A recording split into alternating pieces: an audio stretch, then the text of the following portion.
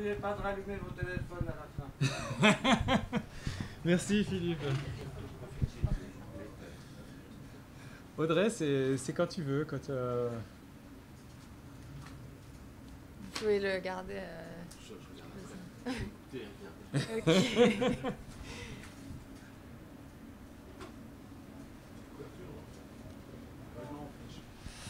Voilà. Alors, bonjour. Bonjour à toutes et à tous et bienvenue à Phil au Bain, au Bain des Paquis. On a le grand plaisir d'accueillir Margot Cassan aujourd'hui pour parler notamment de naturisme. Bonjour Margot. Bonjour. Comment ça va? Ça va très bien. N'hésite pas à parler un tout petit peu plus près du micro. Attends, je vais peut-être le monter un petit peu. Ouais. Parfait. Donc, on va parler de beaucoup de choses aujourd'hui, notamment en lien avec ton dernier livre, magnifique livre, Vivre nu, qui est sorti aux éditions Grasset. Voilà, on va partir de ça pour parler notamment de la place du corps, de la place des habits dans la société, l'évolution du naturisme, dans quelle mesure le naturisme est bien plus que uniquement se mettre à nu dans un certain cadre. Avant tout, est-ce que tu pourrais peut-être te présenter? Oui, alors bonjour, est-ce que là vous m'entendez bien? Très bien. Alors je m'appelle Margot Cassan, j'ai 26 ans, j'habite à Paris, et j'ai fait des études de philosophie, ensuite de philosophie des religions, et puis tellement des religions qu'on a fini par me dire en fait en thèse tu ferais mieux de partir en théologie. Moi, je suis protestante, parce que ton discours en philosophie des religions il est trop confessant, il faut aller en théologie. Donc j'ai failli être pasteur, et puis finalement non. Et j'ai travaillé sur un premier livre sur Paul Ricoeur, qui est une biographie de Paul Ricoeur, un philosophe français protestant. Moi je travaillais sur l'anarchisme chrétien, donc sur Paul Ricoeur, et ensuite donc le livre il s'appelle Paul Ricoeur, le courage du compromis, et sur Jacques Ellul, qui est un peu le pendant protestant de l'anarchisme chrétien, qui lui est pas du tout dans le compromis, qui est un révolutionnaire pur au nom du protestantisme et de la théologie. Et par ailleurs, rien à voir, mais en fait un peu à voir, parce que le naturisme s'est développé beaucoup dans les pays de culture protestante. J'ai travaillé sur ce livre Vivre nu. Vous m'avez demandé tout à l'heure comment l'idée m'est venue. Très simplement, j'ai grandi dans une famille naturiste. J'ai passé tous mes étés, toutes mes vacances, une partie de l'année dans des villages naturistes en France, dans le sud de la France. Et je me suis rendu compte en fait que c'était un mouvement qui était méconnu, qui provoquait aussi une forme d'hostilité souvent, et dont on ne connaissait pas du tout le caractère ni historique, ni politique, ni l'esprit de sérieux que ça pouvait avoir. En fait, souvent, ça suscitait juste une forme soit de ricanement, soit d'incompréhension. Et donc, j'ai écrit ce livre pour raconter à la fois l'histoire du naturisme d'un point de vue intime, familial, et puis l'histoire politique, et puis l'histoire avec un grand H, puisque c'est un mouvement à part entière. Voilà. Magnifique. Donc, parlons justement de naturisme. Tu distingues assez tôt dans ton livre le naturisme du nudisme.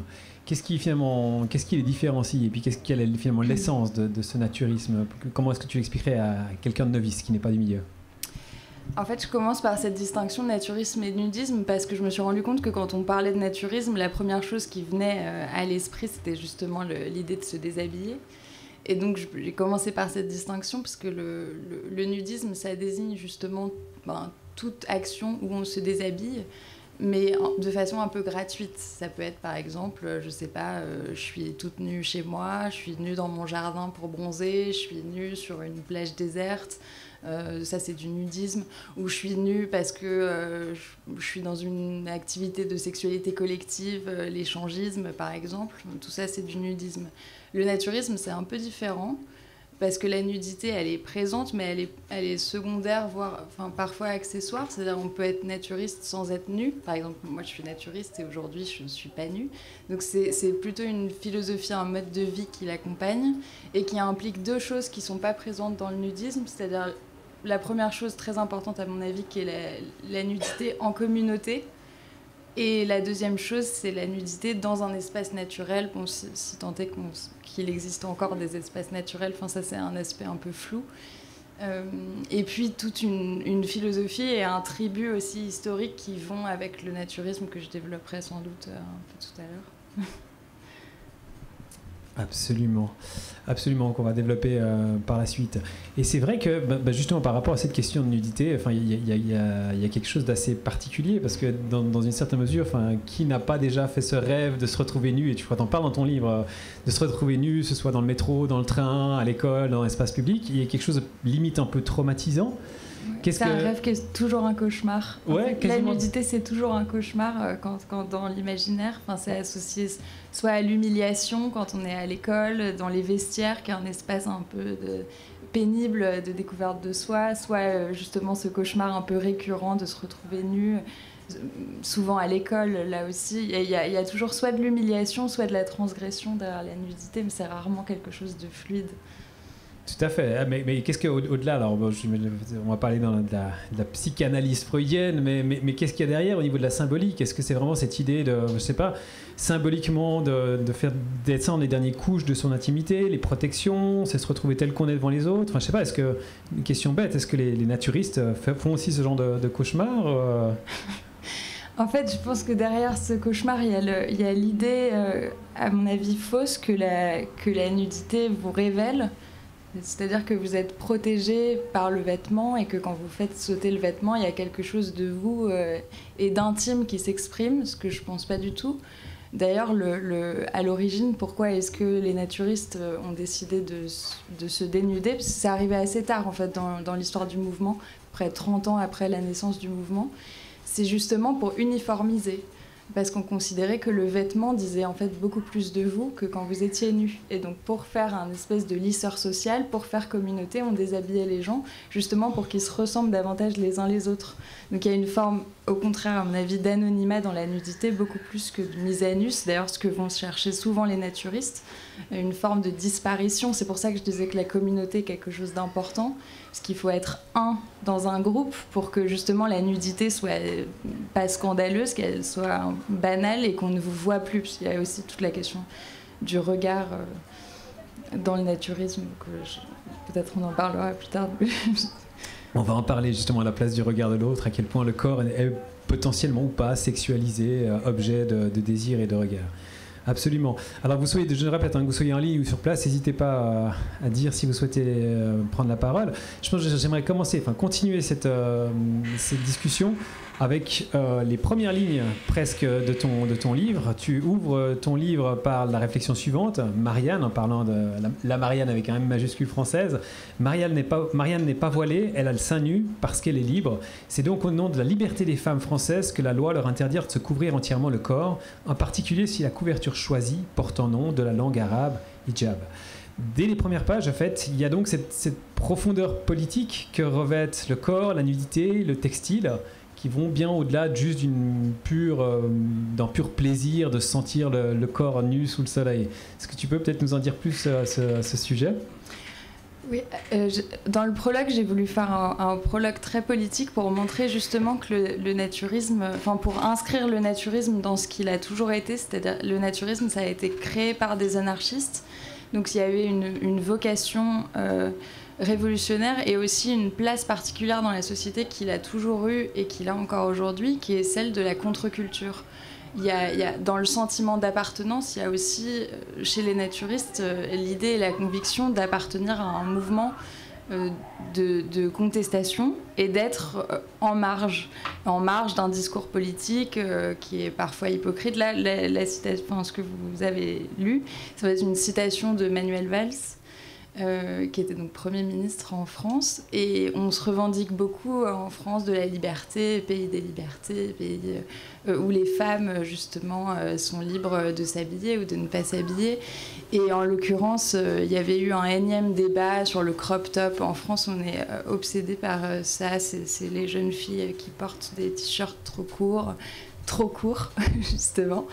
Et lui avait dit mais non, en France en fait on est le pays des libertés parce que c'est Marianne notre symbole, et Marianne qui comme sur le tableau de la croix a le sein nu, et il disait voilà c'est ça le symbole de la France. Mais je trouvais ça assez curieux, sachant que si une femme se promène comme Marianne sur le tableau de la croix, c'est-à-dire avec le sein nu dans l'espace public, elle est arrêtée par la police.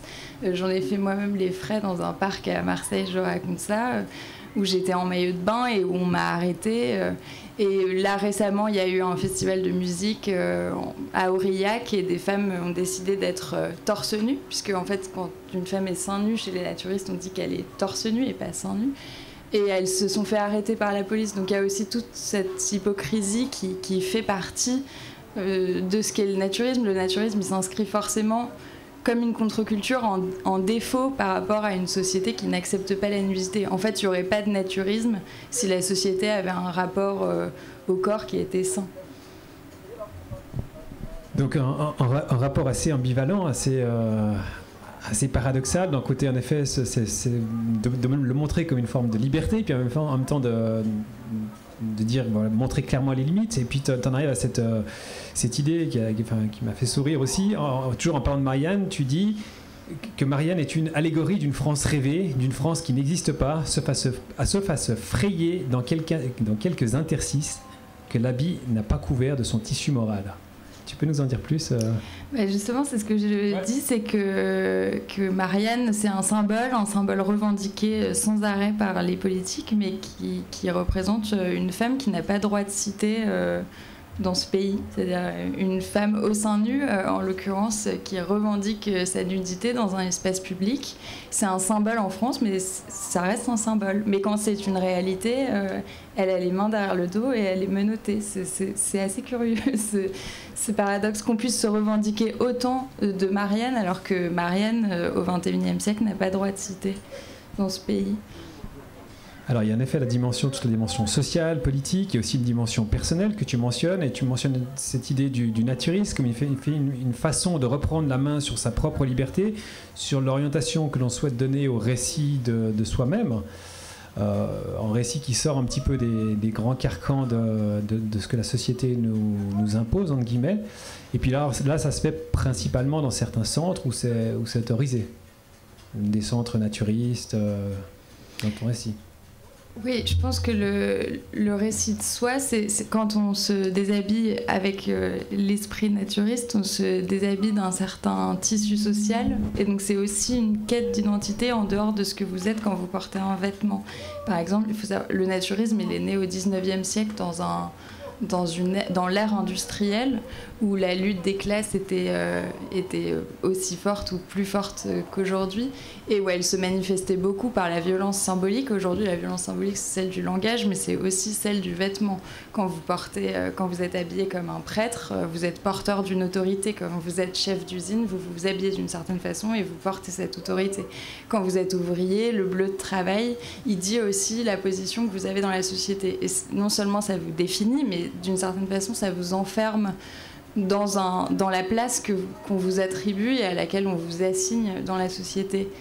Et je pense qu'il y a cette idée chez les naturistes un peu de provocation. C'est pour ça que j'insiste beaucoup sur la contre-culture, parce qu'il y a ça en toile de fond de façon permanente, qui est l'idée de dire en fait, venez dans nos villages naturistes et regardez qui vous êtes quand justement on vous défroque de votre habit de prêtre, quand on vous défroque de votre habit de président, et maintenant vous êtes qui?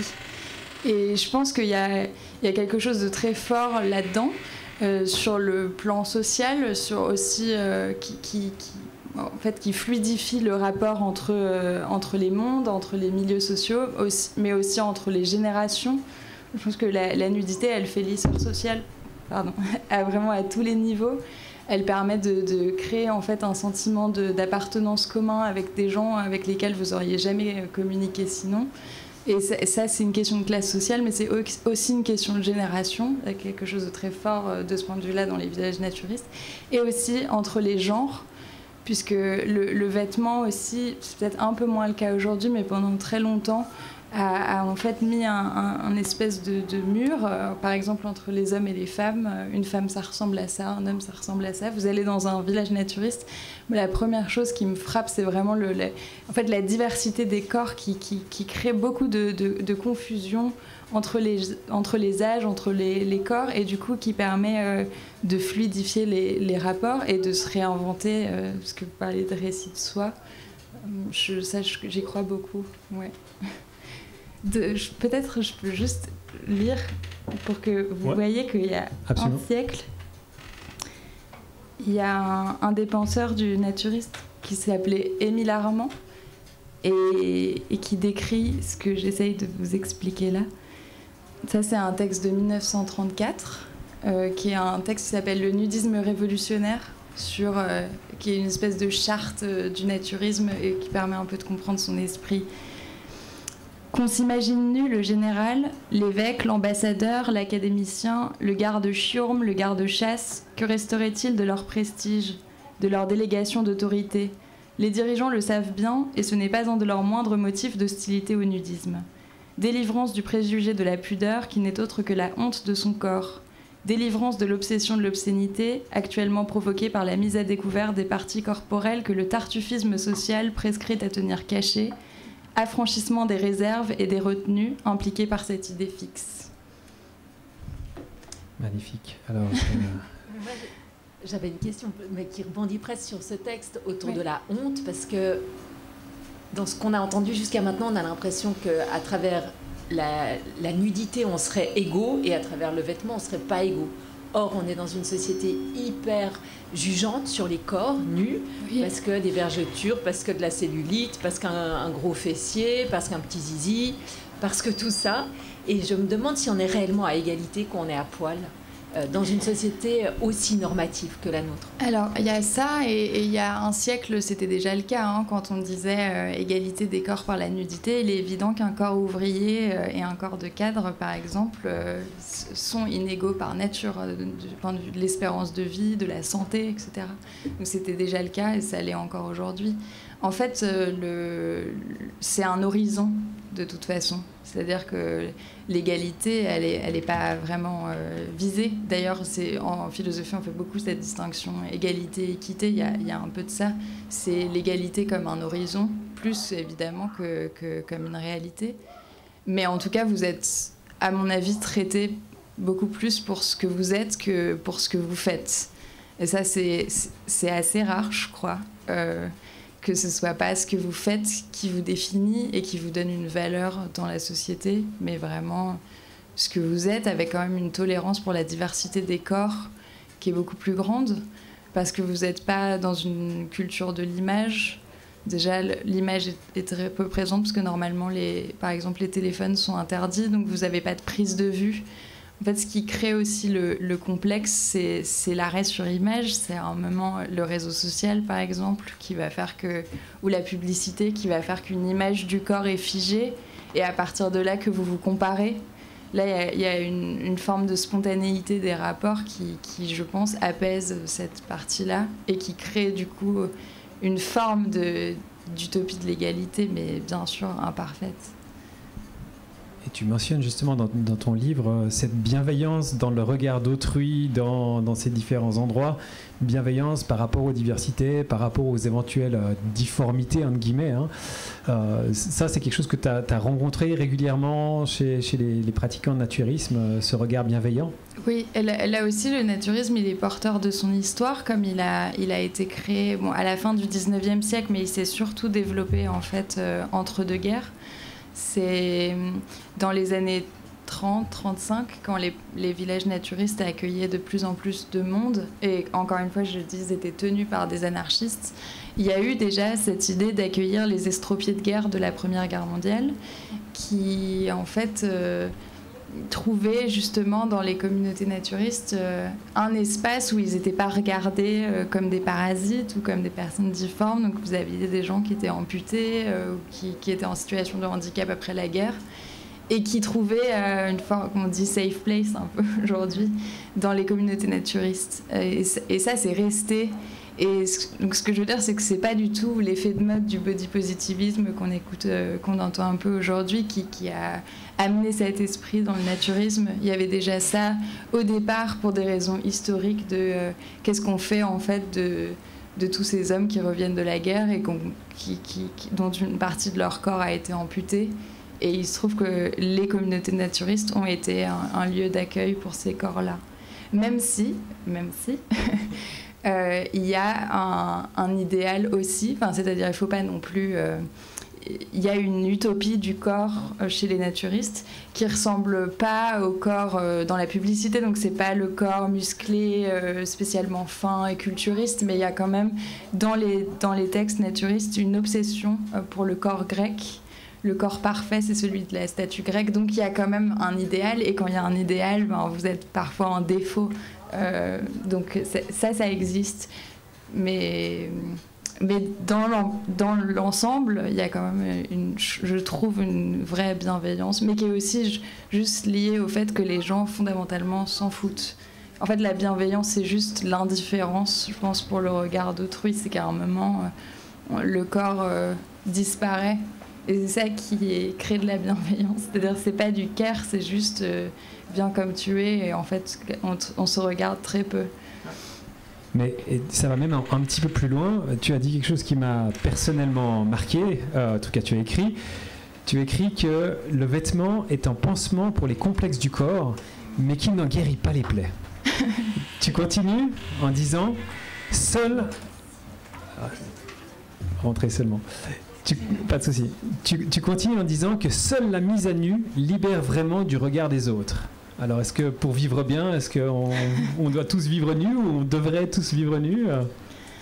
Je sais pas, mais j'ai l'impression en fait que de toute façon, comme le vêtement, il est dessiné malgré tout avec un patron, donc il y a une forme de moule, et que quand vous êtes dans un vêtement, soit vous flottez dedans, soit au contraire vous êtes un peu engoncé, et donc le vêtement il crée un cadre. Et par rapport auquel vous êtes souvent un peu... je pense que le vêtement crée beaucoup de complexes. D'ailleurs, on le voit aujourd'hui, il y a toute une série de femmes et d'hommes d'ailleurs qui ne savent pas où s'habiller parce que, je sais pas, ils portent du 46 et que la plupart des marques ne font pas de 46 ou au contraire des femmes... Bon là, ça va mieux maintenant, mais fut une époque où si je m'habillais pas en taille enfant, il n'y avait pas de pantalon à ma taille, ce genre de choses. Alors que dans la nudité, en fait, il y a quelque chose c'est un peu naïf de dire ça, mais en même temps, c'est vrai. C'est-à-dire, la nature, elle fait que tous les corps sont OK et qu'on n'est jamais engoncé et on se sent jamais vraiment regardé. Et c'est ce qui fait qu'il y a une telle diversité des corps dans les villages naturistes, je crois. Et que c'est justement ce pas que l'on fait pour se déshabiller qui est un pas vers l'acceptation de soi aussi dans le regard des autres. C'est ce que je comprends un peu dans ce que tu dis. C'est le fait que le regard des autres, justement, soit quasiment inexistant qui fait qu'on s'accepte. C'est-à-dire quand je discute... Moi, j'ai grandi dans des villages naturistes, donc j'ai pas eu vraiment le sas. Mais pour des gens qui découvrent le naturisme tard, il y a un côté, c'est comme se jeter à l'eau, il y a un côté un peu plongeon. Et je sais qu'avant cette étape, il y a plein de questions qui se posent, et notamment, mais est-ce que les gens vont me regarder ? C'est vraiment cette question qui revient le plus, et comment ils vont me regarder ? Je vais me sentir tellement mal à l'aise d'être regardée. Et en fait, les gens ne vous regardent pas. Et ils vous regardent par contre d'autant plus si, comme un des personnages du livre, au motif que vous avez peur d'être regardé, vous décidez dans un village naturiste de garder votre culotte par exemple. Et donc là vous êtes le renard dans la communauté, il y a quelque chose d'étrange qui se passe, donc vous êtes objet de regard, ce qui crée alors là un parano, ah bah oui tout le monde me regarde, mais les gens te regardent précisément parce que tu as décidé de porter une culotte. C'est d'ailleurs pour ça qu'il y a une charte dans le naturisme. Enfin, même s'il a été créé par des anarchistes, ça reste quand même un mouvement très régulé, avec des formes de lois autoconstituées. Et parmi les lois un peu essentielles, il y a la question de la nudité obligatoire. Vous m'avez dit que c'était un sujet aussi potentiellement ici. Mais dans les villages naturistes, c'est très important, la nudité obligatoire, et c'est quelque chose qui est mal compris de l'extérieur. On dit, mais vous êtes censé être un mouvement en fait, de liberté, voire un mouvement libertaire. Pourquoi en fait, la nudité est obligatoire ? Pourquoi on ne pourrait pas accepter une forme de fluidité, qu'un tel vienne habillé et que l'autre soit nu ? Mais moi, je crois que c'est très important, justement, pour plein de raisons. D'abord, pour protéger la vulnérabilité de... Quand on est nu, on est quand même vulnérable, donc on aimerait bien que tout le monde soit un peu au niveau. Ensuite, il y a des enfants dans les villages naturistes. C'est aussi ce qui distingue le naturisme du nudisme. c'est le caractère familial. Donc pour des questions de sécurité, les chartes naturistes ont imposé la nudité obligatoire pour éviter justement les prédateurs. Et puis il y a cet aspect de communauté qui implique cette nudité obligatoire, mais c'est quelque chose qui est assez mal compris, j'ai remarqué, et assez mal accepté. Donc en effet, il y a pas mal de règles, tu les mentionnes là-dedans, ça fait le sujet aussi de toute une réflexion de la place de ces règles, notamment une que tu mentionnes, c'est certains endroits qui interdisent de se déshabiller en public. Parce qu'il y a ce côté, ce que j'ai compris, il y a un côté dans les feuillages, il y a un côté potentiellement érotique. C'est soit avant de rentrer, on est habillé, une fois dedans, on est déshabillé, mais on évite ces phases de transition qui pourraient potentiellement, je sais pas, comment sexualiser le regard du corps.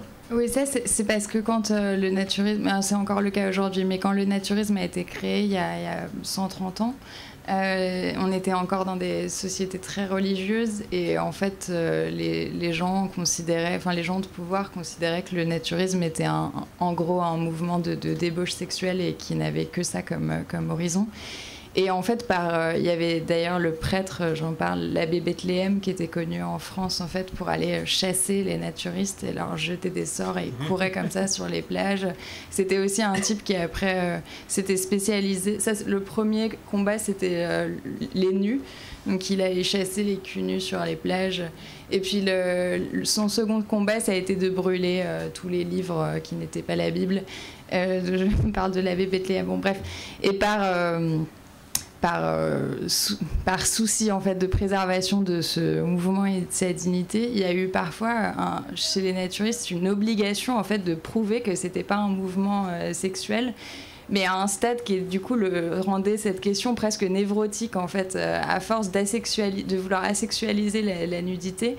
On créait des règles et un discours qui je pense allait trop loin et qui créait des trucs un peu délirants, comme par exemple le fait que dans les espaces naturistes, on devait arriver absolument nu, mais on ne pouvait pas se déshabiller dans l'espace naturiste parce que on sait que le fait de se déshabiller peut provoquer un désir, alors que la nudité franche, quand elle nous apparaît, elle ne suscite pas de désir. Enfin, c'est aller très loin, mais c'est en réaction aux stigmatisations dont le naturisme a fait l'objet que le naturisme lui-même s'est parfois un peu perdu, quoi. Enfin, de mon point de vue. Alors absolument, dans les règles, il y en a d'autres d'ailleurs aussi, comme typiquement dans certains lieux où les hommes célibataires, seuls, en tout cas seuls, ne peuvent pas venir, ne sont pas forcément toujours les bienvenus dans certains de ces espaces. Oui, ça c'est l'aspect, je pense que le entre guillemets sectarisme d'où il vient, pas du naturisme, il vient de la communauté. Toute communauté par définition, est un espace fermé avec ses règles et donc peut devenir potentiellement un espace d'exclusion. Et pour la même raison que je viens d'évoquer, c'est-à-dire l'obsession que le naturisme n'est pas un mouvement sexuel, ne sera pas un mouvement où les gens font l'objet de prédation sexuelle, on a considéré que le naturiste, c'était forcément une famille, d'ailleurs une famille au sens hétérosexuel, c'est-à-dire un homme, une femme, des enfants, et que tout le reste, c'était potentiellement un loup, quoi. Donc vous avez un homme seul, on trouve ça louche. Donc il y a des villages dans lesquels on a refusé les hommes seuls au motif qu'ils étaient seuls. Mais pas que, hein, d'ailleurs. Enfin, je sais pas, l'homosexualité, par exemple, a été acceptée très tard dans les villages naturistes. Et même les couples, en fait, sans enfants étaient parfois considérés comme potentiellement échangistes, donc on faisait attention. Il y avait, dans le village dans lequel je suis beaucoup allée, Bélézy, qui est au pied du Mont Ventoux, il y a une charte qui est encore présente, que du coup j'ai regardée, que j'avais lue, mais que j'ai lue au moment... En fait, personne ne la lit, mais c'est intéressant de la lire. Quand j'ai écrit le texte, vous n'avez pas le droit d'avoir des piercings, par exemple, sur des parties génitales, vous n'avez pas le droit d'avoir des tatouages, vous n'avez pas le droit d'avoir... En fait, les règles sont vraiment très strictes pour empêcher, justement, un terrain de sexualité. Et c'est là on voit ici finalement un rapport, en tout cas c'est pas peut-être ambigu aussi par rapport à cette certaine forme de sexualisation, et c'est ce que j'ai aussi retrouvé dans ton livre. Tu cites notamment un moment cette fameuse phrase de Woody Allen, on n'a jamais vu un aveugle dans un camp nudiste. Oui, c'est trop drôle. tu continues en disant que d'un côté la nudité est un rempart au regard. Tu ajoutes ensuite que ce n'est pas tout à fait vrai. Bien sûr, les corps se voient, mais ils ne se matent pas. Ils ne réduisent pas l'autre à la projection d'un désir personnel. La franchise du corps nu lui retire tout son érotisme. Et encore un petit peu plus tard, tu dis qu'il existe malgré tout, dans le naturisme, un rapport ambigu à la sexualité. Donc on sent un petit peu une espèce de pas flottement, mais voilà, d'un côté encore qui n'est pas sexualisé, qui n'est pas l'objet de regard, de désir, et puis d'un autre côté, c'est pas forcément toujours aussi clair. Là, c'est encore une fois, je pense que c'est ce que j'ai essayé de dire à l'instant, c'est-à-dire que à force de vouloir dire qu'il n'y avait pas d'intention sexuelle derrière le naturisme, on a fini par dire une bêtise, c'est-à-dire que les espaces naturistes étaient des espaces sans sexualité. C'est deux choses différentes en fait, et dans le livre j'ai voulu dire quand même justement, puisque les naturistes sont perçus par certains, c'est très curieux, comme justement une forme de débauche, et puis par d'autres comme des puritains et c'est beaucoup plus vrai, les naturistes sont des puritains, et j'ai voulu dire qu'il y a quand même il y a quelque chose de juste en même temps, c'est-à-dire le naturisme, c'est un mouvement qui n'a pas de vocation sexuelle, en tout cas dans une large partie. Historiquement, il y a une partie qui la tolère, mais c'est pas un espace sans sexualité, puisqu'un espace sans sexualité, c'est pas un espace de vie normal, mais c'est pas l'intention du naturisme. Mais par contre, en fait, cette question de la sexualité, elle est présente aujourd'hui, justement, parce qu'il y a de plus en plus d'échangistes qui fréquentent les villages naturistes, donc il y a une forme de confusion. Mais cette confusion, elle date pas d'aujourd'hui. Déjà, il y a un siècle, il y avait en fait des débats, parce que comme le naturisme a été créé, il faut peut-être le dire maintenant, par des anarchistes, ça je l'ai dit, mais par la rencontre un peu cocasse entre les premiers médecins hétérodoxes, donc en gros les premiers chantres de la médecine alternative, et les anarchistes qui se rencontraient sur le terrain de l'hostilité au monde industriel. Et pourquoi je disais ça, je ne sais plus. On peut continuer. Bon, je vous fais rapide. Ah oui, voilà, c'est bon, je suis revenue. Ils se sont rencontrés, ils ont créé des premiers villages naturistes, et ils étaient d'accord sur le fait que l'alcool, le sucre, le tabac seraient interdits, qu'on allait se dénuder justement pour créer cette espèce de lisseur social. Et parmi les anarchistes, il y avait un débat dès le début sur la place de la sexualité dans les villages naturistes. Il y avait Armand, dont je vous ai lu le texte, Le nudisme révolutionnaire. Lui, par exemple, il considérait que la notion de camaraderie amoureuse, qui est en gros une forme de libertinage, faisait partie de l'esprit naturiste, parce que la monogamie était était une suite logique du modèle bourgeois, et que pour déconstruire le modèle bourgeois, ce que le naturisme avait vocation à faire en déshabillant le bourgeois pour en faire un ouvrier comme un autre, la camaraderie amoureuse faisait partie de l'esprit naturiste. Et à l'inverse, il y a des pères du naturisme comme Kiené-le-Mongeau, qui est, je crois, le plus connu, qui a beaucoup écrit sur justement cette absence de sexualité et l'importance de l'absence de sexualité. Donc, en fait, depuis le début, ça a été l'objet de débats que je ne trancherai pas. Et donc on retrouve dans ses origines, alors j'ai l'impression, c'est peut-être moi qui projette, mais une espèce de retour à la nature, un retour à la simplicité. Alors aujourd'hui, si on utilisait des mots du XXe siècle, on parlerait peut-être, je sais pas, de décroissance, ou on va dire un retour à ce que l'être a de plus simple, alors forcément dénudé, mais pas uniquement dans son rapport au textile, mais aussi, comme tu disais, par rapport à son environnement, avec le moins de toxines possibles. Tu parlais de l'alcool, mais voilà aussi ce que j'ai pu lire, avec des traitements aussi naturels que possible. Donc il y a toute cette idée de retour presque à la nature, l'origine avant d'avoir croqué dans la pomme et d'avoir mis une feuille de vigne devant notre sexe. De toute façon, comme tout récit sur la nudité est un peu un récit sur les origines, il y a un inconscient collectif proche du jardin d'Éden chez les naturistes, ça, c'est sûr. Mais après, plus que le retour à la nature, c'est plutôt Parce que, encore une fois, les villages naturistes, c'est pas la nature au sens la vie sauvage. C'est pas du tout Robinson Crusoe. Et parce que justement, il y a des règles et des infrastructures qui permettent la sécurité, et notamment la sécurité des enfants. Donc l'idée de retour à la nature est quelque chose d'un peu abscon de ce point de vue-là. Parce qu'il y a quand même en fait une forme quand même d'organisation. Mais c'est plutôt la simplicité volontaire qui, là, est assez proche de la décroissance. Le naturisme, c'est tout un mode de non-consommation, en fait. D'ailleurs, comme le textile pollue, on s'en débarrasse. Il y avait aussi l'idée, puisque ça a été vraiment pensé au moment de l'ère industrielle, donc ça a été pensé contre l'aliénation du monde ouvrier, le naturisme. Donc on a aussi libéré les ouvriers de tout ce qui... leur faisait du mal à l'époque, c'est-à-dire l'alcool, le sucre, le tabac.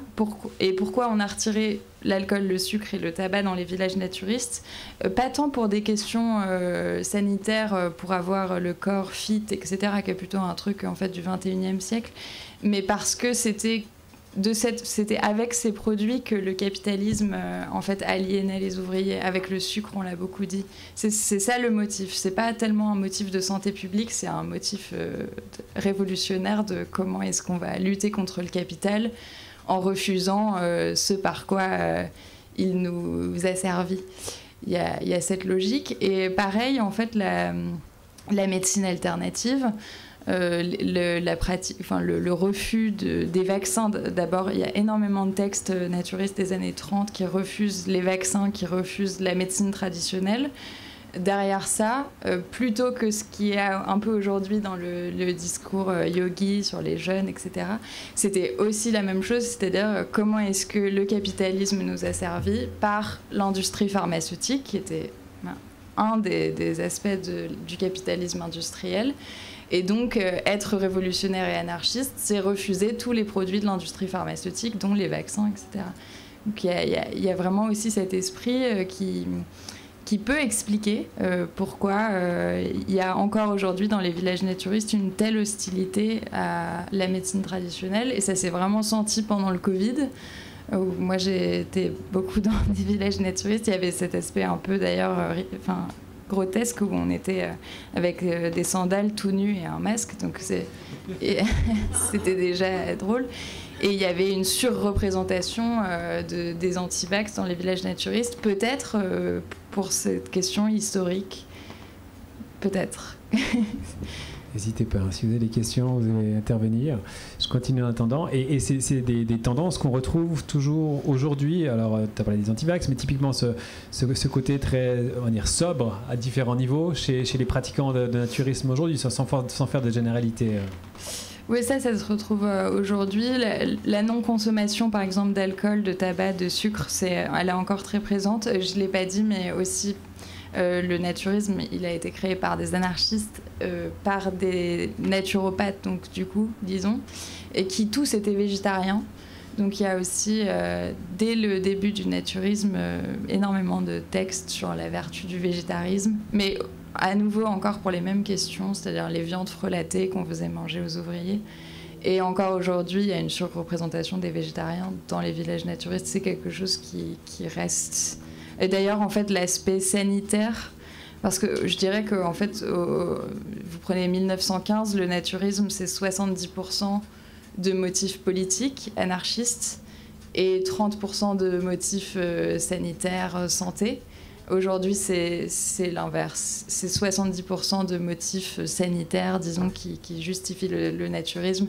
Donc, le naturisme ressemble de plus en plus au bain des paquis, c'est-à-dire des gens qui viennent pour aller au sauna, pour des questions de santé publique, beaucoup plus que pour faire une révolution, quoi. Tu as parlé en effet des premières étapes de cette histoire du naturisme, du 19e siècle, les anarchistes, certains médecins, et puis cette évolution lente qui va vers plus une espèce de bien-être et moins révolutionnaire. Est-ce qu'il y a d'autres éléments clés dans l'histoire qui ont fait ces changements progressifs? Est-ce que tu sens une continuité dans cette évolution aujourd'hui encore? Oui, je dirais que cette ligne directrice, elle a tendance à s'accentuer. Aussi parce qu'il y a assez peu de récits autour du naturisme et que en fait, une communauté, pour qu'elle perdure, il faut qu'elle soit racontée de génération en génération. Le naturisme, c'est un peu ça, hein, c'est comme une maladie heureuse normalement qui se transmet. Ça a été le cas pour moi. Mais comme il n'y a pas tellement de récits fondateurs ou de récits oraux derrière le naturisme, en fait, aujourd'hui, les gens qui le pratiquent ne connaissent pas leur propre histoire et du coup ne savent pas quelles sont les valeurs fondamentales, quels sont les hommes et les femmes qui l'ont construit, etc.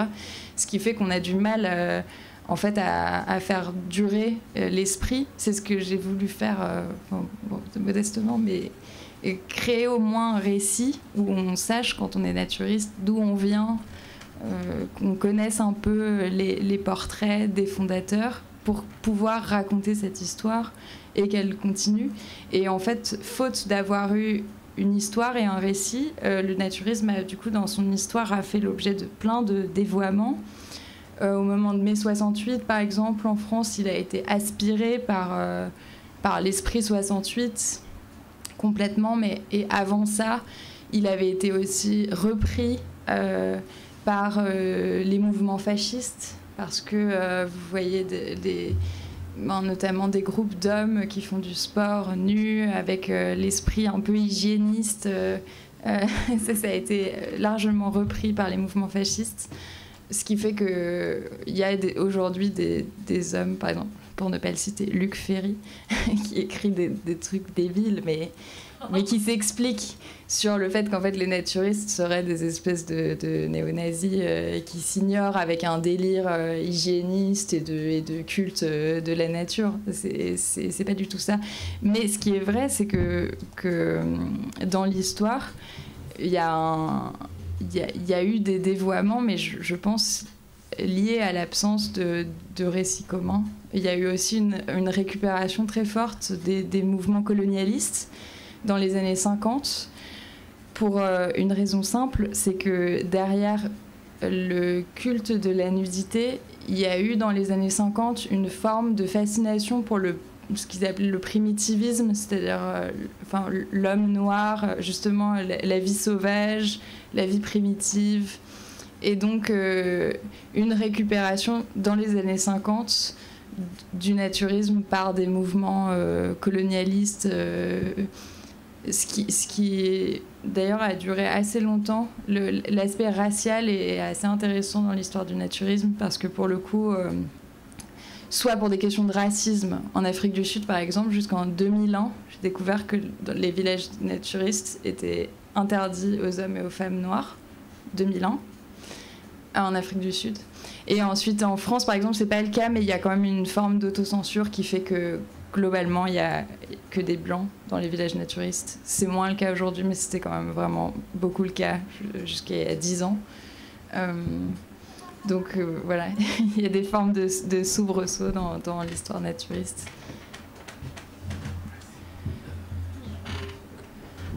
Et par rapport à sa continuité, il y a à l'année 60 la hippies aux États-Unis, aussi la révolution sexuelle, libération des femmes, tous ces mouvements l'année 60 et après. Est-ce qu'il y a une connexion entre mai 68 et entre et le naturisme? Oui, en particulier the hippie movement, like No War, Peace, tout ça à les États-Unis. Je ne sais pas s'il y a une connexion.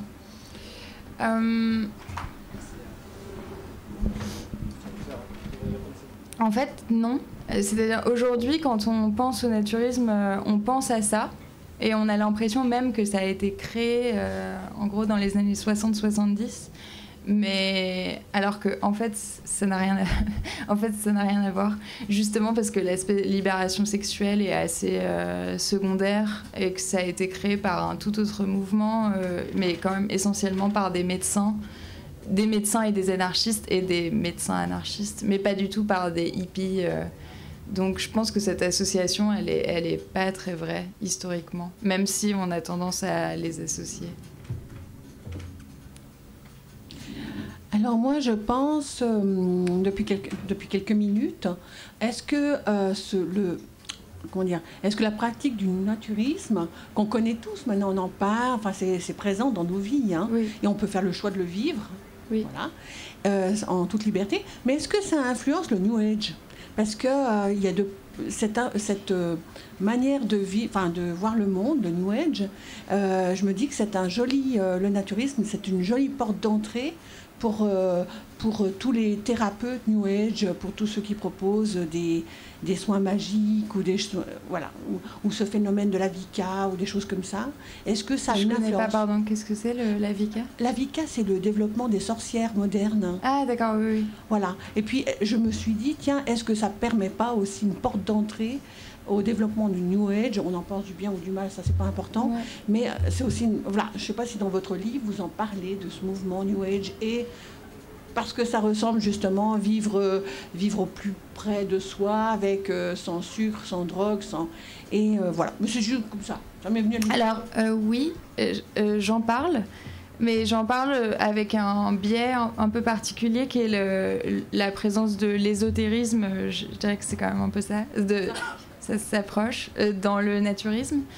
Et effectivement, le naturisme séduit, je pense, cette mouvance, avec une réticence, mais qui là est vraiment personnelle. C'est que justement, je crois que l'idée même en fait, de développement personnel est assez loin de l'esprit naturiste, dans la mesure où la personne a plutôt tendance à disparaître en fait, au profit de la communauté chez les naturistes traditionnels et dans l'anarchisme, alors que dans le New Age, j'ai l'impression qu'il y a une attention très forte quand même à l'individu et au retour à soi. Mon sentiment, c'est que la nudité naturiste, c'est plutôt une nudité, et même l'esprit naturiste, d'oubli de soi dans une communauté, que de retour à soi, voire parfois avec les dérives du New Age, d'obsession de soi. Mais ça, c'est vraiment mon point de vue. Voilà. En fait, deux remarques. La première, c'est par rapport à un propos que vous avez émis quand propos que vous avez émis par rapport entre guillemets la nécessité de cadrer, d'accord, Oui. qui me paraît normal. Et en fait, pour illustrer en fait une anecdote, à une certaine époque, j'avais des amis qui étaient dans le monde, en fait, qui pratiquaient le nudisme. Ça correspondait absolument pas, à mon esprit. Mais aimant sortir de ma zone de confort, je me suis posé la question, est-ce que tu n'as pas envie d'y aller parce que tu as peur ou parce que, etc. Donc je me suis dit, attends, tu vas dépasser cette limitation, tu vas vivre l'expérience. Et je suis allé au Cap d'Agde. Ouais. Et ce que j'ai remarqué, c'est très intéressant, ça rejoint en fait ce que vous évoquiez, à savoir... Il y a des zones, je veux dire, au Cap d'Agde, où en fait les gens sont complètement dans l'esprit naturiste. Oui. Dire voilà, libre, et en fait, la discrimination se fait automatiquement. C'est l'autodiscrimination. Il va y avoir des zones où c'est le naturisme, les gens vivent le naturisme, et des zones où va y avoir cette espèce de parasitage, etc. Et pour revenir aux zones esprit naturiste, effectivement, on ne regarde plus en fait les corps. Et par contre, ce qu'on va regarder, ça va être, parce que ça existait, dans certaines familles, il va y avoir l'adolescente qui vit sa période de changement, qui, elle, va avoir une tenue de bain, Oui. et c'est elle, en fait, c'est cette personne qu'on va regarder. Alors Ouais. que toutes les autres personnes nues, en fait, on n'y fait même plus attention. C'est devenu, en fait, la naturalité. Donc, autre remarque, je vais faire court, c'est par rapport, en fait, à l'esprit du naturalisme. Je trouve qu'en fait, l'idée... Le propos est très, en fait, à quelque chose de très pur, très bien. Et en fait, ce qui me semble, je suis médecin à l'origine, médecin urgentiste qui plus est, qu'il y a un gros parasitisme, d'accord, de ce qui à l'origine est quelque chose en fait de sain, de naturel, et que ça devient une espèce de sac fourre-tout dans lequel en fait tout vient se déverser. Je veux dire l'anti-vaccin, l'anti-machin, alors que ça n'a rien à voir.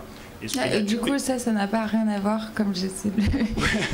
Cette partie-là n'a pas rien à voir, mais oui, en fait, le voilà. côté fourre-tout... Voilà, c'est ça, c'est-à-dire on est contre les vaccins, on va venir devenir en fait, naturiste, on est contre, j'en sais rien, on va devenir naturiste, alors qu'en fait, au départ, je veux dire, c'est pas ce que vous avez évoqué, en fait, c'est pas l'esprit, c'est pas le propos, c'est pas l'intention, voilà. Ouais, mais je suis d'accord. En fait, il y a un peu deux raisons à ça. La première, je pense, c'est justement quand même ce que j'ai un peu mon obsession, c'est-à-dire l'absence de récit fondateur et transmis, qui fait que comme on ne sait pas exactement qui l'on est et d'où l'on vient, il peut y avoir à boire et à manger, et que tout le monde se revendique naturiste, ce qui a un côté, je pense, négatif, mais aussi positif, puisque du coup, en fait, le naturisme évolue avec la société, parce que comme il ne sait pas tellement qui il est, en fait, il aspire aussi des mouvances, et parfois, il y a un côté positif à ça. Et la deuxième chose qui explique ce que vous dites, c'est le parasitage, et c'est un aspect purement économique, que j'aborde un peu dans le texte, mais qui est assez peu évoqué. Généralement, en fait, l'esprit naturiste, c'est un esprit comme le bain des paquis, c'est-à-dire un esprit d'association.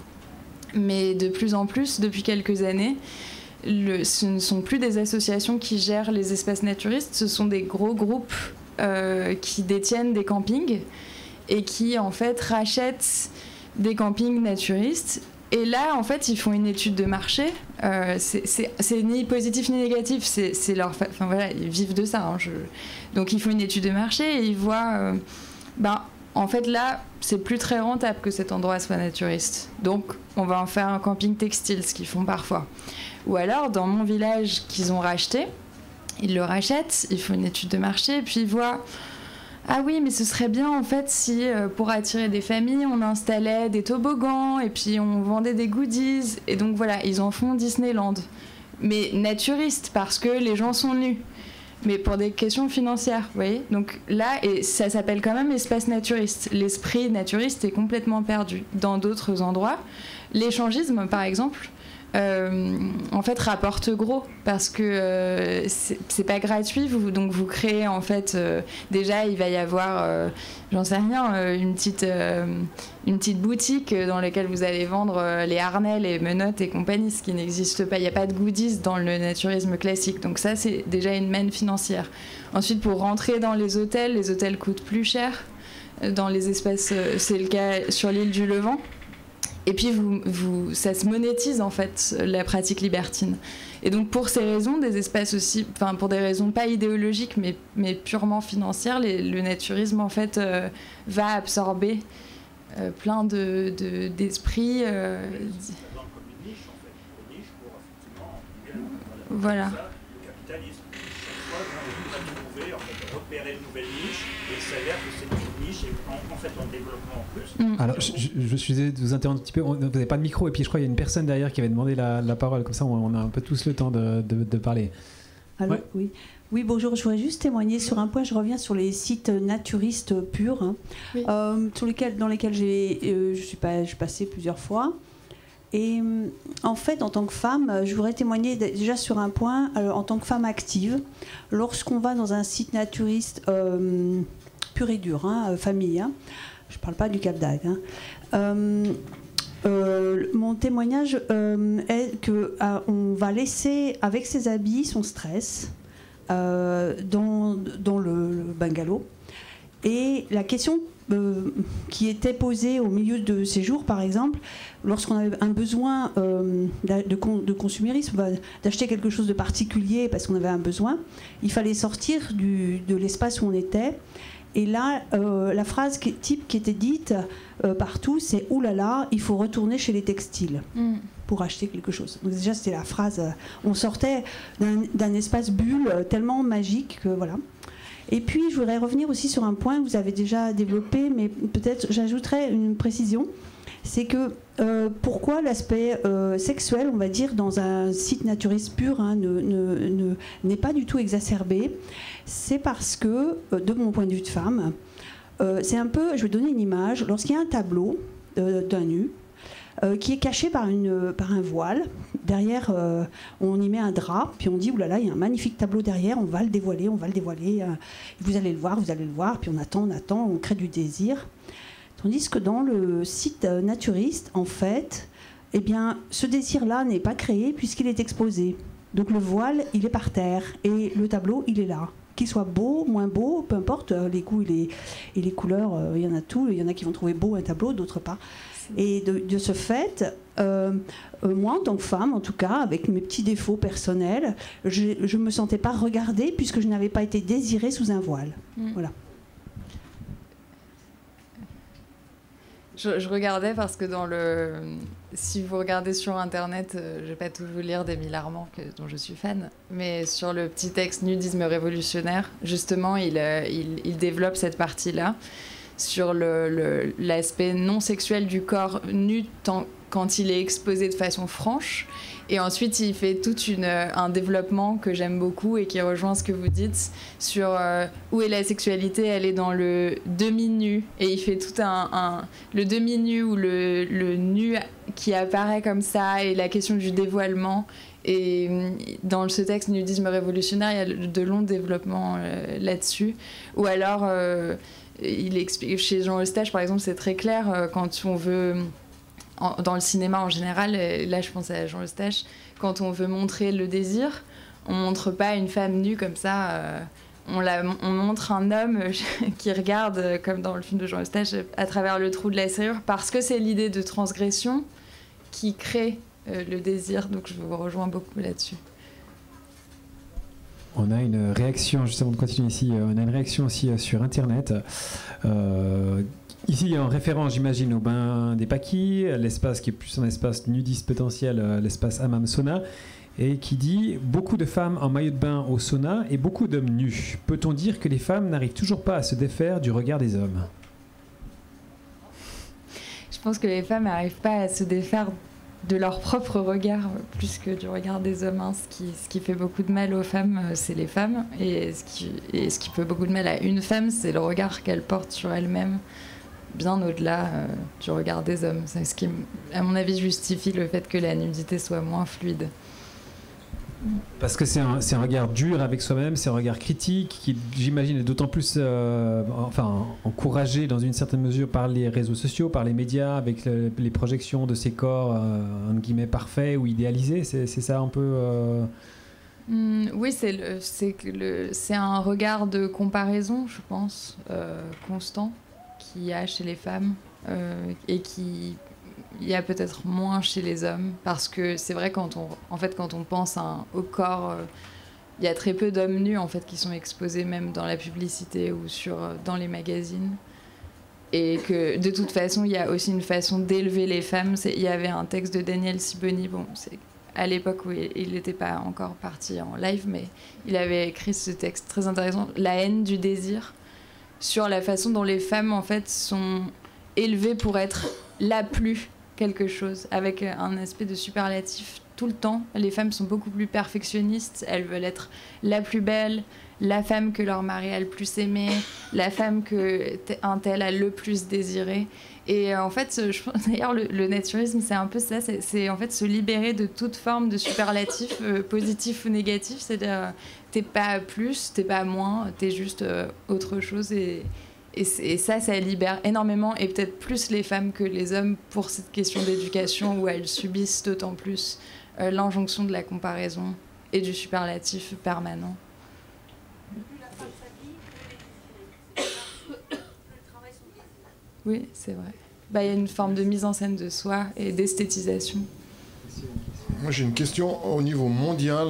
On n'en a pas parlé, vous avez parlé de Cap d'Agde, chez nous en Occident plus. Le naturisme dans le monde, il existe, parce que pour moi, c'est très culturel, c'est les pays scandinaves. Moi, j'ai connu ça, c'était l'Allemagne, c'était pas du tout mondial. Est-ce que dans toutes les cultures, on pourrait mettre le naturisme en place? Parce que le religieux, il est tellement important dans des cultures musulmanes, dans des cultures hindouistes. Pour moi, c'est sûr que ça serait très mal vu. Est-ce que vous avez quelque chose je ne connais pas du tout dans ces pays comment c'est vu et si ça existe vraiment? Alors, j'ai un chiffre d'abord. C'est 16 millions de naturistes dans le monde, 14 millions d'Européens, déjà. Ça, c'est la première chose. Ensuite, dans le livre, je raconte justement, je suis allée au Mexique sur une plage naturiste qui s'appelle Cipolite. Donc, quand même, il y a du naturisme extra-européen, mais effectivement dans des pays, là, en l'occurrence, de culture chrétienne. En règle générale, le naturisme, il s'est développé dans les pays de culture protestante quasi exclusivement pour des raisons même théologiques évidentes. Enfin, pour faire très simple, les protestants ont beaucoup moins accentué que les catholiques ou d'autres religions la séparation du corps et de l'esprit. Ce que les catholiques, par exemple, ont beaucoup fait pour des raisons aussi pratiques, c'est que ça permettait de décharger en fait toute la faute, le péché, la culpabilité sur le corps. Et c'était assez pratique pour garder l'esprit pur. Cette séparation du corps et de l'esprit chez les protestants, elle n'existe pas. Parce que les protestants ont remarqué assez vite que dans la figure de Jésus, par exemple, c'était une figure d'incarnation et que donc il y avait de la pureté dans le corps et que le corps pouvait pas faire l'objet en fait d'un mépris crasse un peu constant. Mais bon, ça c'est ce que je pense. Et après pour les autres cultures, le naturisme tel que nous on le connaît est assez peu développé. Mais en revanche, il y a une culture de la nudité. Dans les pays musulmans par exemple, au hammam, mais qui est assez proche en fait de ce... Non, ça c'est vrai. Ouais, mais de toute façon, en fait, là, c'est pas l'islam qui est en jeu, c'est juste quand ce sont des pays qui sont encore des pays religieux, enfin où le politique et le religieux est encore comme ça. De toute façon, quelle que soit la religion, le naturisme n'existe pas. C'est-à-dire, le naturisme, c'est par définition un mouvement de société post-religieuse déjà sécularisée. Et ce qui explique d'ailleurs qu'il soit plus présent dans les pays protestants, qui sont quasi tous en fait des pays qui ont décharger le caractère religieux du politique depuis longtemps. Je crois qu'il y avait une réaction aussi, une question de ce côté. Avec madame, oui. Alors, on peut simplement passer le micro devant. Comme ça, on vous entend bien. Moi, je reviens un petit peu en arrière sur le corps des femmes. Alors moi, je voulais venir sur le vieillir, parce que le corps vieillissant, je suis dans le coup, là, je suis dedans. Mon corps commence à vieillir, et je me suis aperçue que les habits me protègent beaucoup de ce vieillissement, parce que tant que je suis habillée, je vois pas trop les changements de mon corps. Hein. Et puis quand je suis nue chez moi, je commence à m'apercevoir. Mais alors, quand je suis nue au bain des paquis, là, je m'aperçois qu'il se passe quelque chose, des changements. Je suis plutôt surprise de ces changements parce que ça vient lentement, puis en même temps, ça vient par surprise. J'ai un espèce de balancement. Mais il faut que je sois nue au milieu des autres pour que je m'aperçoive de ça. Les gens ne me regardent pas particulièrement, évidemment. Mais le vieillissement en nudité au milieu d'un groupe, il met sa présence. C'est pas que je rejette ça ou que je sais pas quoi, mais tout d'un coup je le vois, je le sens. Et voilà, je voulais juste ajouter ça. Naturiste, quand on commence à devenir âgé, c'est aussi la révélation de sa propre vieillesse. Et ça, faut s'habituer à ce nouveau corps. Oui, c'est vrai. Alors, comme le naturisme a quand même, en tout cas en France, beaucoup de mal à séduire les jeunes, il y a quand même un aspect rassurant qui est que il y a une diversité des corps, mais il y a aussi un peu quand même une victoire et une forme de revanche aussi de la femme et de l'homme de plus de 50 ans qui sont en fait ultra majoritaires.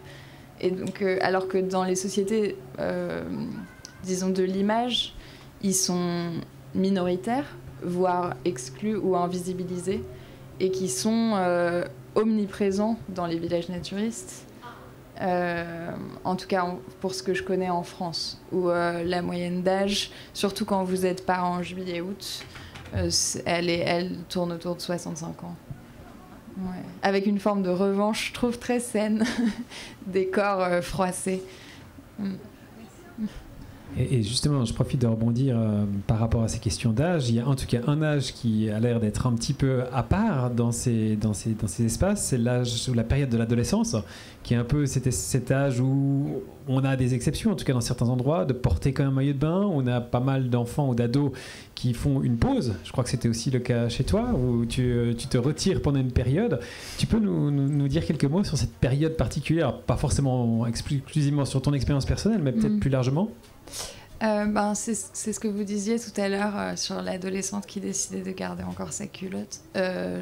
En fait, il y a dans les chartes naturistes, de toute façon, généralement un gros bloc consacré à l'adolescence parce qu'on a conscience que ce que je disais tout à l'heure, autant la nudité obligatoire me paraît être une règle saine, autant il y a toujours une exception pour les adolescents parce qu'on considère que c'est une période où justement la nudité, le rapport à sa propre nudité est beaucoup plus fragile parce que le corps change et que en fait c'est quand même beaucoup plus facile, je crois, d'être à l'aise avec soi quand on est une forme de produit fini. C'est-à-dire, vous êtes un enfant, vous êtes un produit fini, vous êtes un adulte, vous êtes une forme de produit fini. Quand vous êtes ado, moi, j'avais vraiment ce sentiment de changer de saison 4 fois, quoi. Vous vous réveillez un jour, vous avez un sein qui a poussé, il y a quelque chose de très curieux. Et aussi de dépossession du coup de son corps parce que vous êtes dans une espèce de mutation permanente.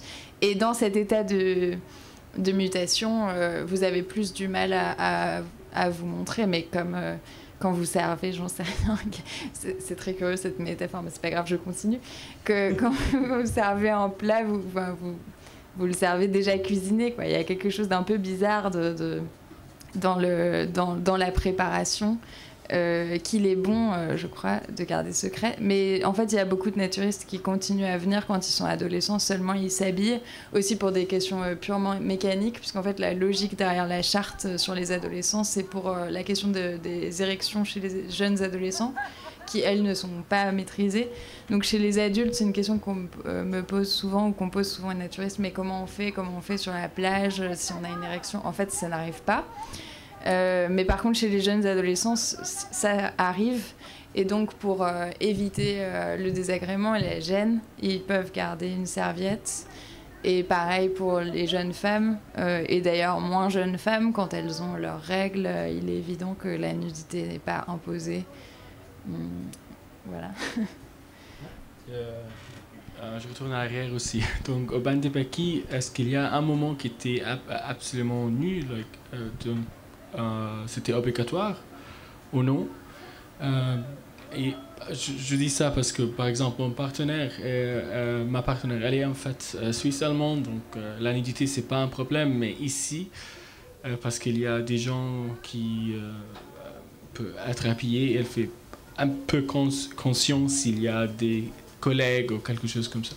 Donc, est-ce qu'un moment avant était comme ça? Est-ce qu'il y a aussi un futur qui ce sera obligatoire? Ici? Il y a une discussion. Ici, c'est à toi de répondre. Comment ça? Tu vas pas me refiler la patate chaude comme ça? Je peux donner quelques éléments et puis après, je suis sûr que Philippe sera là aussi pour compléter au cas où. Mais j'en parlais justement à Margot tout à l'heure. Alors, on n'est pas en lieu naturiste, forcément pas. Par contre, on est en lieu de nudisme potentiel. Alors, en tout cas, en hiver, du côté hammam et sauna. Et puis, c'est un sujet qui revient fréquemment sur la table, au comité, dans le groupe sauna, à savoir quelle place on donne au textile. Certains qui sont clairement pour dire on devrait être un lieu purement nudiste en tout cas, et puis d'autres qui disent non, il faut qu'il y ait cette mixité qui est importante. Donc c'est vraiment des discussions qui sont continues.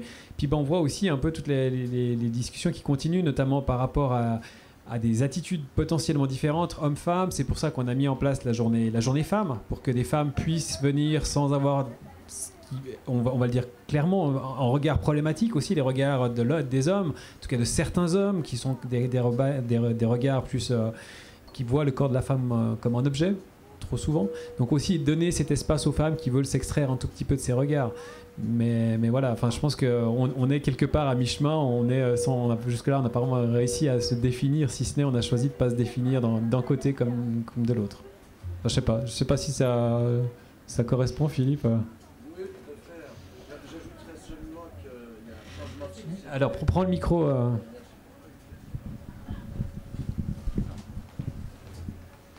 Merci.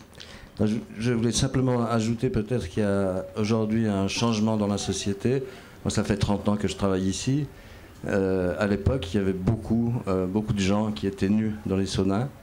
Et je constate qu'il y en a de moins en moins. Tout comme à l'époque, sur la plage, en été, il y avait beaucoup de femmes qui allaient torse nu, comme tu disais. Aujourd'hui, il n'y en a pratiquement plus. Voilà, donc il y a un vrai changement, il y a un puritanisme comme ça qui se met en place au fil des années et qui fait que les gens se montrent de moins en moins. On le voit beaucoup dans les saunas, je pense, avec les jeunes surtout. Je dis jeunes, donc un peu plus qu'adolescents déjà, des gens qui ont 20 ans, comme ça, 18, 20, 22 ans. Je pense que c'est plus compliqué pour eux. Et que voilà, l'arrière-garde, elle, aimerait bien que la nudité puisse continuer et soit toujours là. Ouais. On a pas mal parlé du passé, on a parlé aussi du présent. J'aimerais parler, dans le temps qui nous reste, un tout petit peu de demain. Alors, j'imagine que tu n'as pas l'accès à la boule de cristal, mais comment est-ce que... Tu parles notamment, sur la dernière partie de ton livre, des difficultés que le mouvement a à recruter les jeunes générations. Alors, ça rejoint un petit peu ce que Philippe disait tout à l'heure. Voilà, est-ce que tu vois un changement de société? Est-ce que tu vois une pudeur, une pudibonderie aujourd'hui qui n'était pas là avant? Est-ce que tu le lis avec en effet ces questions un mouvement qui se définit pas mais qui a peine à recruter? Enfin, comment est-ce que tu vois la situation actuelle et comment est-ce que tu imagines l'avenir? Rien que ça. Alors, moi, je pense que si les jeunes ne viennent pas ou plus dans les villages naturistes, c'est tout simplement parce que pour aller dans un endroit et avoir envie d'y aller, je veux dire, et de fréquenter un endroit, il faut se dire cet endroit est pour moi. Et que quand les gens de mon âge ou plus âgés vont dans les villages naturistes et qui voient d'ailleurs en fait une surreprésentation justement des personnes de plus de 60 ans aujourd'hui, ils se disent en fait c'est pas pour moi. Et ensuite la fédération naturiste essaye en fait de recruter, disons, avec la stratégie du discours body positiviste, justement, en disant en fait aujourd'hui tous les corps sont acceptés, etc. Mais ça, c'est pas quelque chose qui séduit ou qui parle beaucoup. Et donc, je crois qu'une meilleure stratégie pour que les moins de 50 ans, disons, se disent en fait le naturisme c'est pour moi, c'est d'expliquer tout simplement le lien en fait évident, historique, identitaire entre l'écologie et le mouvement écologique et la pratique écologique et le naturisme. Pour que justement, ce combat qui pour le coup qui séduit, qui anime, qui concerne, et où en fait quasi tous les moins de 50 ans aujourd'hui se disent l'écologie c'est pour moi, au sens ça me parle, ils le retrouvent en fait comme une évidence dans la pratique naturiste pour plein de raisons, mais pas seulement l'aspect de nature, mais surtout justement ce que je disais autour de la simplicité volontaire, que ce sont des endroits où on mange pas de viande, que ce sont des endroits où on consomme pas ou peu ou moins, que ce sont des endroits où on questionne sans arrêt la question du superflu, de l'ostentation, que le rapport de la vie en communauté est un rapport, disons, pré-urbain qui répond à la question écologique, que le rapport à l'animal et fait aussi écho au combat écologique. Bref, ça, je pense que c'est un moyen tout simplement de permettre à des gens qui aujourd'hui ne connaissent pas le naturisme de dire en fait le naturisme, si, c'est pour moi. Donc en gros de leur dire finalement le naturisme c'est pas que ou c'est pas principalement une question d'être nu, mais ça va bien au-delà. En fait, ce que tu tentes de démontrer très bien d'ailleurs dans ton livre. Parce que c'est aussi ça, hein, si on considère que si on vend le naturisme en disant il faut se mettre nu sur une plage 2 semaines par an, je veux dire, c'est à part l'aspect, oui, c'est très agréable de se baigner nu dans l'eau et chacun en a fait l'expérience. C'est vrai, mais je veux dire, c'est pas suffisant pour créer un espèce de grand engouement, surtout dans une société où les gens sont quand même redevenus très pudiques. Enfin, je pense qu'il faut raconter autre chose et que de toute façon, ce serait pas forcer le récit que de raconter autre chose, puisque cette partie-là, c'est agréable de se baigner dans l'eau, c'est 1/10 de ce qu'est le naturisme. Oui, monsieur. À mon avis, pour attirer entre guillemets les consommateurs, il faudra associer au naturisme des produits de consommation pour attirer justement cette population vulnérable, naïve, que sont entre guillemets les jeunes. Et que ce soit Instagrammable, Facebookable, etc. Non, parce que je suis pas du tout d'accord avec ça. Parce que ça, c'est se tirer une balle un peu dans le pied. C'est-à-dire, vous attirez des gens, mais vous tuez complètement l'esprit. D'ailleurs, ça me fait penser avec le New Age que vous évoquiez tout à l'heure. Il y a un des fondateurs du naturisme qui est bavarois, qui s'appelle Sebastian Kneipp, qui est un naturopathe de la deuxième partie du 19e siècle. Et qui était aussi végétarien, qui défendait les premières thèses naturistes, qui étaient les naturiens d'ailleurs, parce avant que le naturisme existe vraiment. Et lui, il a été complètement bouffé par justement l'entreprise, quoi, l'esprit d'entreprise. Et donc, si vous allez sur Internet et que vous tapez Sebastian Kneipp, aujourd'hui, il y a un site Internet et ils vendent plein de produits.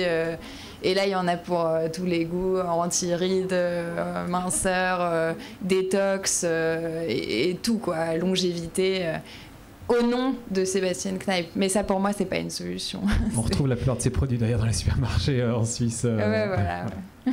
En tout cas, de mon côté, une dernière question. Après, voilà, si vous avez une dernière question, c'est le moment de la poser.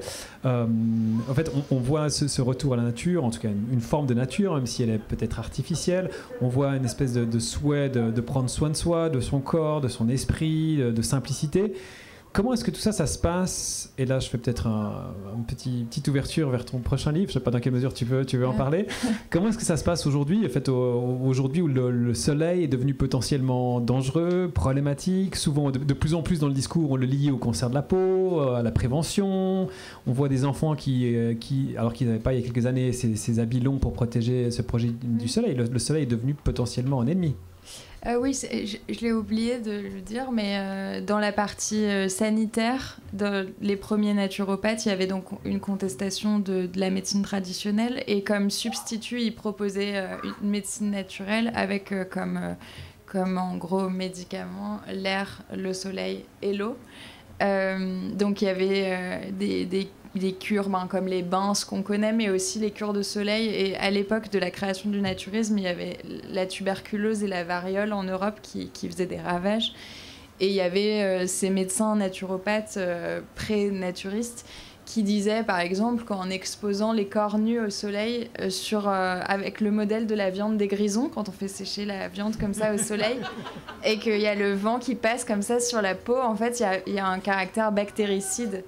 Et à l'origine du naturisme, il y a aussi cette idée en fait que la nudité exposée au soleil puis plongée dans l'eau a un côté bactéricide. Et pardon, je me suis perdue dans mon et comment est-ce qu'on en arrive aujourd'hui avec le soleil qui est... Et donc, voilà, ça c'est début XXe siècle. Ensuite, vous avez les années 80 où là, le soleil est en fait associé à quelque chose de cool, et aussi aux vacances, aux loisirs et à un certain mode de vie bourgeois mais désirable. Et aujourd'hui, le soleil, aussi pour des questions écologiques, c'est-à-dire que le soleil, forcément maintenant on pense à la canicule à laquelle on ne pensait pas du tout dans les années 80, et puis au cancer. Et quasiment qu'un motif en fait de mort, de mort et d'effondrement. Donc il n'a plus du tout le côté Sea Sex and Sun qu'il avait dans les années 80, ni le côté thaumaturge réparateur qu'il avait dans les années 30. Et ce qui explique aussi, à mon avis, la fin du topless. Il y a un côté, il y a le puritanisme, mais il y a aussi ça qui rentre. Je pense qu'une femme aujourd'hui qui se couvre les seins quand elle est au soleil, elle a aussi en tête le danger sanitaire. Et ça, mais en fait, ça change très vite, vous voyez, entre les années 80 et aujourd'hui. Ça change très vite, ce qui est à la mode, ce qui ne l'est pas, ce qui suscite des peurs ou un engouement. Donc je ne sais pas du tout comment ça sera dans 30 ans. Ouais, encore 2 dernières réactions. On commence par Monsieur Audrey. Ah, micro. Pas de souci. Je reviens avec la relation par rapport à la religion. Oui. Est-ce que votre famille était très croyante, très chrétienne? Non, mais non, je viens d'une famille protestante, mais on a acheté la maison à un pasteur protestant qui, lui, et qui du coup avait une maison avec sa famille dans un village naturiste et qui, lui, était un théologien suisse d'ailleurs, pasteur, et qui considérait que la pratique naturiste était totalement liée en fait à ses convictions. Même si vis-à-vis de l'institution, quand il rentrait en Suisse après, il disait pas qu'il était naturiste parce qu'il avait peur du jugement, mais lui considérait que c'était lié. Mais dans le cas de ma famille, non, ils ne sont pas tellement. Mais moi, oui, par exemple. Ouais, c'était la raison de ma question. Ouais. Voilà, et puis monsieur. Merci. Non, c'était juste en fait pour appuyer, mettre le doigt sur en fait une réflexion en fait par rapport en fait aux connaissances sur les effets du soleil. Les effets du soleil ont toujours existé, à savoir, pour illustrer le fait de mon propos, c'est que j'ai pratiqué la médecine esthétique à côté de mon autre exercice pendant plusieurs années. Et donc j'ai eu affaire à grosse clientèle majoritairement féminine, d'accord. Je veux dire extrêmement demandeuse de toutes sortes de thérapies. J'avais un gros plateau laser toutes les techniques laser. Donc je connais particulièrement, et donc pour finir, non, le soleil reste très dangereux, d'accord. Voilà, je veux dire, c'est biologique. Après, on peut raconter ce qu'on veut. Je veux dire, il est sain pour la lumière, d'accord. Je veux dire, la photoluminescence, d'accord. Mais je veux dire, en termes d'agression physique, ben, je suis désolé, oui, c'est un gros pourvoyeur, surtout sur les phototypes comme le vôtre, d'accord, phototype 1, c'est-à-dire de cancer de la peau. Voilà, point final. Oui, non, mais je dis pas le contraire. Magnifique. Est-ce qu'il y a une dernière question-réaction? Alors, je vais terminer. Je vous ai dit que c'était la dernière question, mais en fait, on termine toujours par une dernière question qui est souvent la plus difficile de toutes, qui est une question complètement nombriliste d'ailleurs. On a pris l'habitude de terminer ces cafés philo en demandant à notre invité, en l'occurrence toi aujourd'hui, pour toi, c'est quoi les bains des paquis? Alors, c'est une question qui est d'autant plus difficile parce que c'est la première fois que tu viens au bain aujourd'hui. Ouais, mais c'est la première fois, donc la réponse du coup est spontanée par rapport à ce que j'en ai vu. Je trouve que ce qui est... En tout cas, pour faire un rapprochement avec l'esprit naturiste, il y a quelque chose ici. Bon, il y a l'esprit d'association qui m'intéresse beaucoup. Et aussi le côté holistique, dont je n'ai pas parlé, mais qui est très important. Et qui, là, en l'occurrence, fonctionne très bien. C'est-à-dire vous êtes à la fois un lieu de réflexion, et un lieu de soins, et un lieu de bien-être, et un lieu de rassemblement. Avec cette idée holistique de forme de rassemblement du corps et de l'esprit, vous êtes allé vous baigner et ensuite vous allez à un café philo et je trouve ça hyper chouette, ce côté grand ensemble et ensemble aussi. Magnifique. En tout cas, un grand merci Margot. Grand merci, je pense qu'on peut t'applaudir. Merci beaucoup. Je crois que tu es venu avec quelques livres. S'il y a quelques personnes qui sont intéressées, voilà, ils sont là. Je profite pour remercier alors Audrey à la captation, toute l'équipe du Café Philo qui œuvre bénévolement, Philippe au fond, Sarah Ducret et moi-même dans le cadre des Cafés Philo. Je remercie aussi l'AUEP, l'Association des Bains des Paquis et le groupe Culture. Alors en l'occurrence, c'était notre dernier Café Philo de l'année. On prépare un programme fantastique, de manière complètement objective d'ailleurs, hein, bien sûr, pour l'année prochaine avec beaucoup d'intervenants et d'intervenantes. On aura notamment le plaisir de voir le retour après quelques années d'Aurélien Barraud qui va revenir sur le premier semestre notamment ici, avec plein d'autres personnes. On va publier le programme tout bientôt. Et puis, si le mois de décembre, vous souhaitez avoir un peu de lumière, un peu de différentes choses, je vous rappelle, tous les soirs, on ouvre une cabine de l'Avent, les cabines de l'Avent, donc on découvre l'œuvre et le monde d'un artiste. Tous les soirs, il y a vernissage à 19h sur le thème de la paresse. Vernissage avec fondu et puis vin chaud offert. Et puis vous pouvez d'ailleurs aller déjà au fur et à mesure voir les cabines déjà ouvertes. Et puis sous la yourte aussi, tous les soirs, il y a un spectacle de concerts, de poésie, de jam. Il y a des choses incroyables. Tous les soirs, c'est gratuit. Réservation possible auprès de la buvette. Voilà. J'ai fait la pub. Bon dimanche à toutes et à tous. Merci beaucoup.